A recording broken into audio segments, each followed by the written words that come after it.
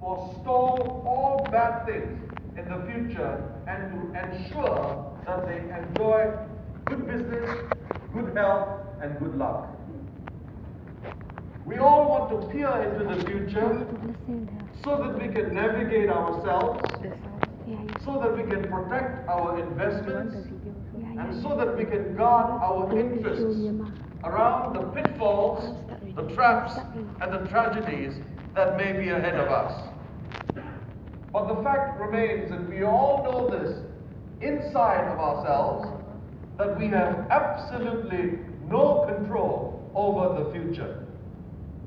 No matter how forewarned we are never really prepared for the things that break our bodies and break our hearts, for the things that cause us anxiety in our minds. When we come to the Bible, especially in the text before us that we have just read together, we are reminded that the best way to prepare for the future is to commit ourselves to the one who has the future in his hands. To the psalmist that we have just read this morning, to commit his future to God is to come into the presence of God and to dwell there in the shelter of the Most High. And so he declares in the opening verse of the psalm we have just read together, this promise from the shelter of God. He or she who dwells in the shelter of the Most High will rest in the shadow of the Almighty. The promise to those who dwell in the shelter of the Most High is that they will rest in the shadow of the Almighty. The two verbs are contingent. You rest only if you dwell. And if you want peace in your heart, if you want a sense of purpose and a sense of stability in your mind, that is the resting part. How do you get that? There is only one way that the Scripture prescribes, and that is to dwell in the Almighty. To dwell in the shadow of the Most High, in the shelter of God. It is a conditional promise. Only if you dwell will you rest. And friends, that is an imagery from the temple in the Old Testament. The outer courts of the temple are distinguished, are separate from the inner sanctuary. Those who are not the people of God can only reside and can only come as close as the outer courts. But the Holy of Holies is the habitat of the Almighty. That if you come into the presence of the Almighty, if you come into the presence of God and you dwell there, then the promise is that you will rest in your life.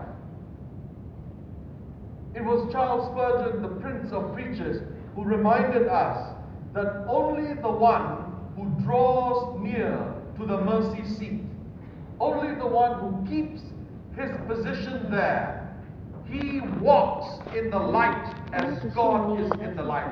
Only the one who dwells in the presence of God can walk in the light.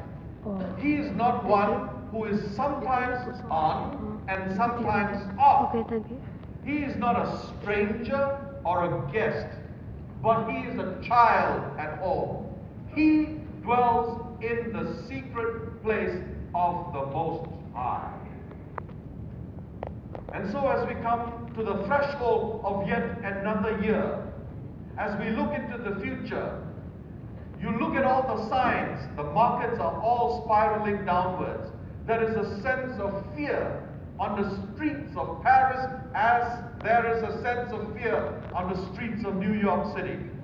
At this time, when security, national security, personal security, as well as fiscal security, all these securities are threatening today. Our hearts are bound up in fear. We are trembling with uncertainty as we look into the horizon and we do not know what will come tomorrow.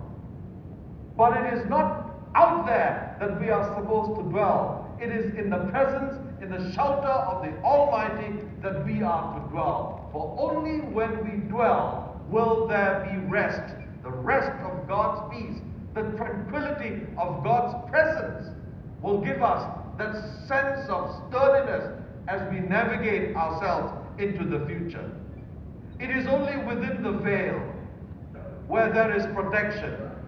It is only in God's presence where there can be rest and where our hearts and our minds can be at peace. Why? The psalmist tells that to us in the second verse that we have just read together. Because he is my refuge and my fortress.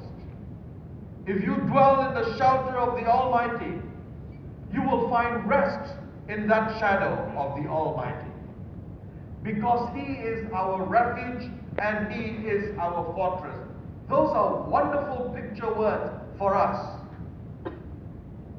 Eugene Peterson in the Message translates that verse as, his huge outstretched arms protect you. Under them you are perfectly safe, for his arms fend off all harm. What a picture of peace. What a picture of tranquility. And this morning as you come into God's presence at the threshold of yet another year, is there that sense of peace in your heart? Or are there bubbles of unrest coming up, simmering within your soul? And sleep has escaped you, and your consciousness just keeps on turning again and again, and you have but a stone for your pillow in the night. As you come into God's presence, even as you enter a new year, only as you come into the shadow of the Almighty can you find peace and can you find rest. It is God's presence that is the antidote for worry and anxiety over the future. We can be safe all through life only when we come under the canopy of God's care and God's protection. The promise of God in His Word, as we read it this morning, is that God Himself shall be our shelter. We can rest under the canopy of His power and the canopy of His authority. This is where we have to submit our minds into thinking that where terrorists confound the governments of the world, there is nothing that can confuse and confound the power of God. Only when we rest in the Almighty can we find that security that we all desperately require and need. What then is the protection that is promised to us? We read now in the third verse in our text this morning. He will save you from the foulest snare and from deadly pestilence. Two very interesting terms. The dangers out there that God's presence will protect us.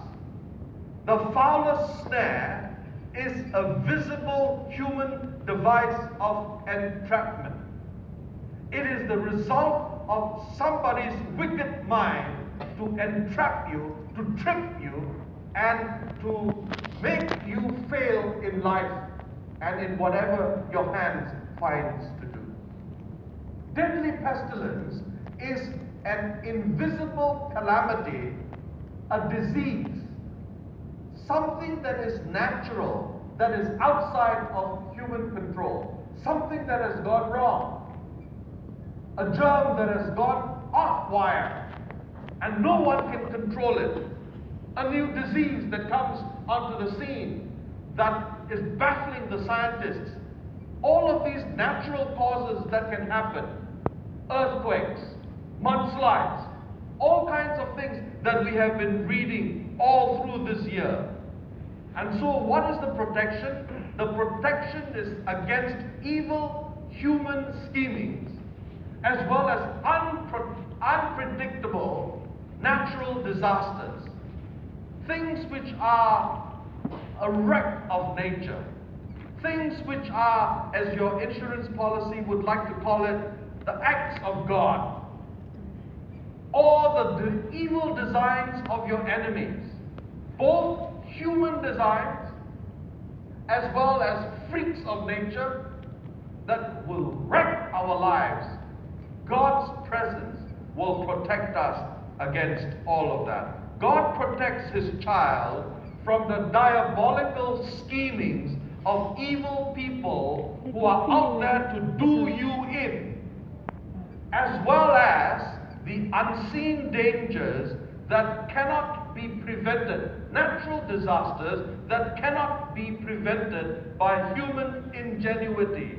No matter what products that we come up with in the science lab, they still do not protect us from natural disasters.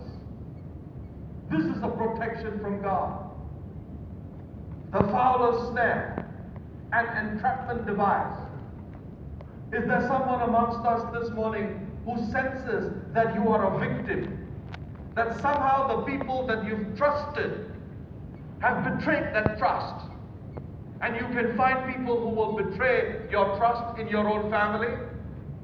People who, because of the almighty dollar, will betray you, will do you in. Your business partner. There are so many people betrayed by the ones that they went into business with. These are the things that you need protection from. Whether it is a fowler's snare, an entrapment device of human design, or whether it is something that is natural, over which we as humans have no control. God protects us from the diabolical schemings of evil people, as well as the unseen dangers that cannot be protected by human ingenuity. This protection is not some shield that hedges us from danger, or some miracle drug that can eliminate any disease that threatens us. This protection, as we read in this psalm, is from God Himself. It is the very presence of God that shields us and that protects us. It is the very presence of God that will give us that sense of peace on the inside, in our hearts and in our minds, that can give us certainty, that can steady our hands, that can make us walk in straight paths as we go out and face the day. For we read in the 4th verse of our text this morning, He will cover you with His feathers, and under His wings you will find refuge. What an interesting description of God's protection. What is the protection against human evil schemings as well as natural disasters? Things that can be produced from the hands of evil minds, as well as natural disasters over which we have no control and even very little prediction. And then how is it that God's presence will protect us? In what way will God's presence protect us? There are two images here in the 4th verse. He will cover you with His feathers, and under His wings you will find refuge. God is compared here to a mother hen, under whose wings her young find shelter. The metaphors here used are both strong and tender at the same time. There is a lift in the power of the wings, as well as a softness of the downy wings for ease and comfort for the bird. And as little chicks bury their tiny heads in the feathers of the hen and seem happy and secure and safe, the warm, comfortable wings of the mother hen, so shall it be with His children. With this metaphor, it reminds us that there is a comfort as deep as God. That when we are perplexed, when we are out on a limb, when the horror of the thought that all of our trust have been betrayed, when the best people that we've trusted in turn around and betray us, then it is when we have to come, that is when we have to come and nudge our heads in the soft feathers of Almighty God. There is the soft, downy rest that God's arms protect us and give to us. But then, that soft, downy feathers of the wings will also remind us that there is a sense of power in the wings. For it is with the flap of the wings that the currents will come underneath that bird and will lift up that bird. So God's children find rest in the wings of God. God's feathers will cover us, and under his wings, for there is power in the lift of his wings, as it circulates the air currents so that the wings can lift off. The emphasis here, my friends, is on the intimacy of that relationship. What is it that will protect us from the unpredictability of the future? It is that intimate relationship with God. It is God himself who will protect us. There are some of us who are looking for security in different places. Some of us look for security in the stock market. Isn't it very strange that as unpredictable as the stock market is, we call that securities? There is anything but security in the stock market. And how we strangely call that securities. But it is the emphasis on that relationship. What gives us true security is the depth of a relationship with God. God is our only protector. The deeper we relate to God, the more intimate we come into God's presence and relate to him, the stronger and the more secure that protection will be. The protection is assured by God's commitment to us. We read in the second part of the 4th verse, his faithfulness shall be your shield and your rampart. The shield and the rampart are devices of protection. They protect an ancient castle. They protect an ancient security point. This is what scriptures will describe as security. In God's presence, there you will find security. It is not in the strength of your faithfulness or your capabilities or your brilliance in your mind. It does not matter. That do not matter. Those things do not matter. It is the fact that God remains faithful to his word. That is the source and the basis and the foundation of all security. Amen. And when we have that security in God, what is the result? You read that in the 5th verse. The result is that fear is banished and confidence is established, as we read in that promise in those first 4 words in verse 5. You will not fear. And so we come now this morning to yet another period of time. Is there fear that rules your heart? In this plunging economy, is there someone here in our midst fearful that you will lose your job? Fearful that you will lose your source of security? Whether they be financial security, emotional or psychological security, are you fearful this morning? The only way to get rid of fear is to come into God's presence and to rest in God. Amen. Only when you dwell will you rest. There is only one source of security as you go into the new year. Nothing else, no human device of the markets can give you security. That is misleading. There is only one source of security that is sure and that is certain and that has been proven over history. And that is the presence of the living God. When you come into the presence of the living God, your fears are banished, because God Himself shall be that source of security and confidence. God will protect. Now we go deeper into that sense of protection, that sense of security. What does that security entail? Look at verses 5 and 6.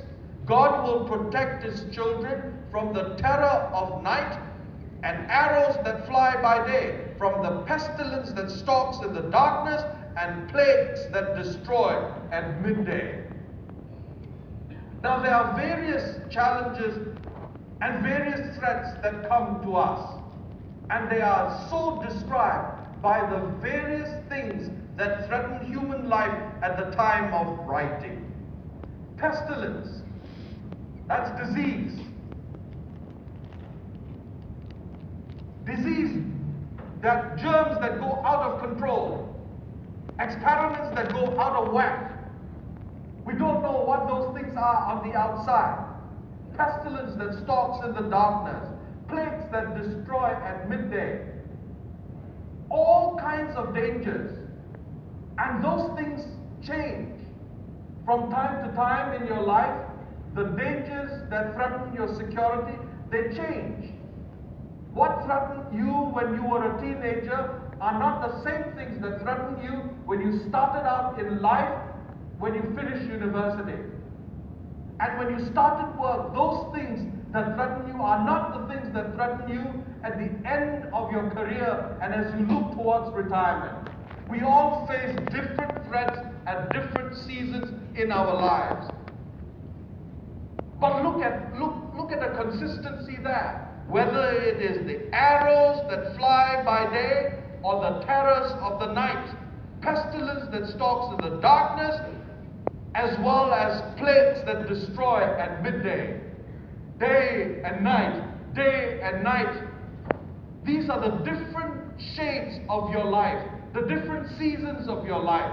Whether you are at the beginning of life at daybreak, or whether you are in the sunset years of your life, in years of retirement, day and night, day and night. What it's trying to say here is God's protection is good. It envelopes like the embrace of the brackets, an open bracket, the beginning of the day, the closed bracket at the end of the day. It does not matter what season you are at in your life, whether you are at the beginning of your day or at the end of your day, all through your life, God's protection is firm and secure. God's protection is good all day long. God's protection is good all life long. Amen. All year through and all through life. Amen. When your nightmares and your imaginations keep you awake in the middle of the night, God's promises are good at that time. When your best laid plans for life are all devastated by unexpected disaster, God's presence is there. God's assurances are there. When your enemies fight you in the face or hatch devious plots to destroy you, God's protection is good there. When you see the danger coming, or when you do not see the danger that creeps up on you on the sly, God's protection is good. God's protection is good. It is dependable. It is always secure. This is the promise that we can take with us into the new year. There is no slack in God's vigilance. There will be no variation in His dependability. In the morning of our lives, in the dark valleys of our lives, in the dark moments of our experiences, God remains faithful. And guess what? As you read the Psalm, God's protection comes to us with no mediation. No means are used, because God Himself is the protection. The Bible does not promise us that God will protect you through a strong government, that God will protect you through a strong army. Those things will protect you to a certain measure. Those things could be instruments in the hand of a good, loving God. as well as reflective of a responsible citizenry. Because the government depends on who we vote into power. But ultimately, it is God's presence Himself that is the mainstay of our protection. No means used. God does not need to use me. He Himself. See how personal? God is not assigning your security to some security detail, not to some contingent of His slaves to look after you. God Himself looks after us. Because He loves me. We read in the 14th and the 15th verses. Because He loves me, says the Lord, I will rescue Him. I will protect Him. Look at all the personal pronouns that are used. What is the basis of God's protection? He Himself shall come to our rescue. I will rescue Him. I will protect Him. He will call upon me. I will answer Him. I will be with Him in trouble. I will deliver Him. I will honor Him. Look at the personal pronouns that are used. No agencies, no mediators. Personal. God Himself at work. For you, for me. We come to God direct. We relate to Him personally. And God protects us personally, Himself. Amen. But all of these promises are contingent. It is contingent as we read in the 9th verse, which reiterates the opening verses of the Psalm. Look at the big word made up of only 2 letters. The 2 letters are IF. If. Verse 9. If you make the Most High your dwelling, even the Lord who is my refuge, then no harm will befall you, no disaster will come near your tent. My friends, the many of us who in our pilgrimage decide at some point that God is too slow for us, God is not ambitious enough for us, God's blessings are not enough for us, and so we decide to abandon God and sideline Him, and we go about with our own wisdom in our businesses, in our relationships, in whatever we do in life, and we think that we can outsmart God. And then the time comes when the market is against us, is adverse, and we then suddenly come to our senses and realize that the corners we have cut, there is a price that we pay. And we pay for it in a big, great way. The Bible's promises are clear that you sow to the wind and you will reap a whirlwind. You think you can cut corners here, cut corners there. Your customers will not notice, but your bank account will reflect a greater profit because you have cut corners for other people. My friends, everything that goes around comes back. The Bible's promise is clear. You sow to the wind, you reap a whirlwind. You cheat other people a little bit here and there, they all come back to you in a whirlwind and they whack you up. There is nothing left in your resources. And then you say, God, I come back to you. And you expect God to pick up speed to be where you are at. But the fact is, where is God in those moments of disaster? God is exactly where you left Him the last time. And if today you are asking, I'm now in trouble, where is God when I need Him? I'll tell you where God is. God is exactly where you left Him.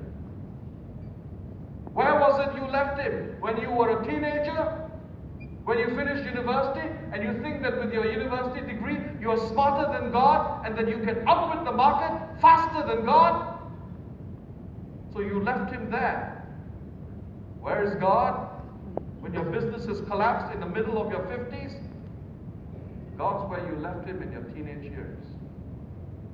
In your 20s when you came out of university. My friends, God's promises are conditional. If you make the Most High your dwelling.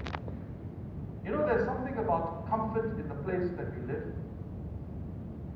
Wherever I go, and I travel 7 months in the year, The first night in the hotel is always difficult for me because it's not my dwelling. You understand what I'm saying? It's like the pillow is different, the mattress is different. Why is it this mattress cannot support my weight? So different from the mattress at home. Of course, the mattress at home I change every year because I need it to support my weight.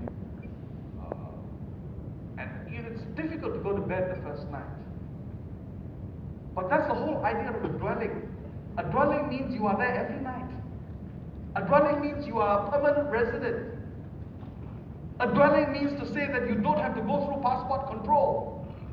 A dwelling means to say that this is your home. You have rights here. If you make God your dwelling, Amen. not an occasional visitor. You're not just a repeat customer at a hotel, but God is your dwelling. If you make God your dwelling, then the securities of all of these promises become yours. It is conditional. With this story, I will close. Back in the 1940s, Samuel Beckett wrote a play called Waiting for Godot, G-O-D-O-T. And by the way, it is still being played on Broadway as it is in England. This play has become what critics say a modern classic. What is this play about? Well, when the curtain rises, two men are standing on stage with their hands in their pockets, doing absolutely nothing, just staring at each other. Can you imagine paying good dollars just to watch two men stare at each other on stage? Men without a plan of action, without any gumption to act on it, even if they did have a plan. All they did was wait and hope for Godot to come. Who was Godot? The two men on stage did not have the faintest clue. What would he do for them when he finally comes? They hadn't the foggiest idea what this Godot can do for them. All they knew was Godot had promised to come, and somehow things would be better when he came. They trusted a stranger they did not know to come and to do something for them. What is it that he will do for them? They had no idea. But Godot did not show, ever. And so the two men finally got tired of waiting and decided to leave. But they could not make a move. The play ends with them still hanging around with their hands in their pockets, doing nothing, just waiting for who knows what. A few years ago, on the anniversary of the play's opening, and by the way, this play is still being shown today, critics asked the playwright, Mr. Beckett, now that 50 years have gone by, will you tell us who Godot is? And the writer replied, how should I know? It seems clear to me that Godot stands for the pipe dreams that a lot of people hang on to as an escape. Whether you are a young person graduating from the university and you have this grandiose dreams, or an old person waiting to strike the lottery. Tickets that you have bought for the last 50 years, you are still waiting for it to happen. From all of your responsibilities in life, you discard these responsibilities to make something of your own life, and you're just there waiting. You're dreaming that somehow, somebody, something will come and rescue you from your trouble.